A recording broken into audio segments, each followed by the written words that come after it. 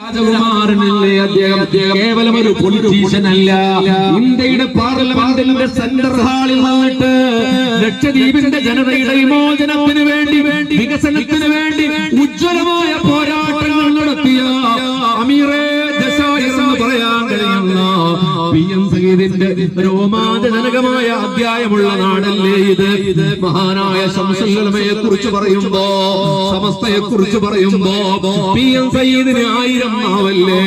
ശംസുൽ ഉലമയുടെ മുന്നിലെ ഒരു കുട്ടിയെ പോലെ താണു വണങ്ങിയിരിക്കുന്ന PM സയ്യിദിന്റെ ചിത്രം, സമ്മേളന നഗരിയുടെ ഫോട്ടോ പറഞ്ഞു നോക്കിയാൽ നിങ്ങൾക്ക് കാണാൻ കഴിയും. സമസ്തയെ PM സയ്യിദ് അവല്ലാതെ സ്നേഹിച്ച മഹാനാണ്.